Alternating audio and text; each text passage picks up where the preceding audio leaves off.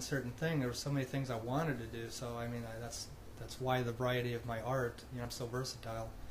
That's right, very versatile, and it's interesting to see how many different influences you've taken from. So then, how did it evolve over time? Because I see a real variety in your pieces as I look around the studio.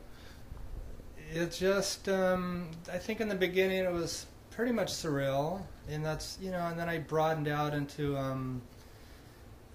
more children and innocent things, not just for the weirdness. You know, the weirdness was at first, and I was like, well, you know, I could paint some more calm things, or I could paint something with a meaning. I had lots of ideas. As I grew up, I saw things around me in life, and there'd be war going on, so some of them were war-themed.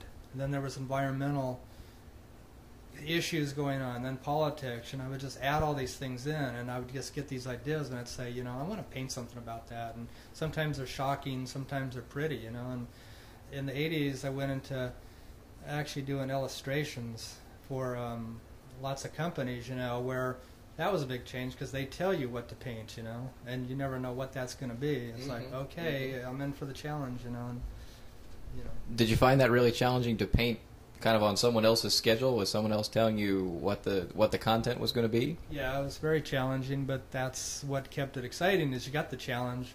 Plus, I think that was my biggest change in style, is it broadened me, because you're being told by a major company like Universal Pictures or Capitol Records that we want this, and we want this.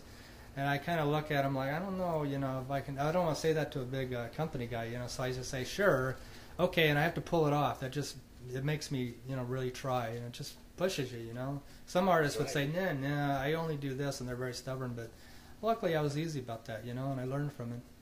That's good. I know it can be a real challenge for an artist to have to work within someone else's framework, but also I'm sure it seems to push you on to bigger and better things. Oh, sure. You got deadlines too, you know, and you got to do it in 3 days, so that keeps you on a, you know, keeps you disciplined, and it keeps you artistically, you know, broad. So, and then I got back to my fine art after that, and I'm very broad and disciplined now, you know.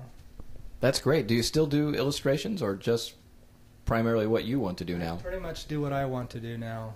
I don't really take on too many illustrations. I'm more of a gallery artist now, and that keeps me busy anyway, and I don't, you know, that's really my roots, you know, so that's, I think it's fun now just to paint what I want to paint and go out to art shows and show them. As an illustrator, kind of stuck off into your desk and then with a company, but here I'm out with the public more, you know, and I get to meet the public, and, you know, I think that's what the public really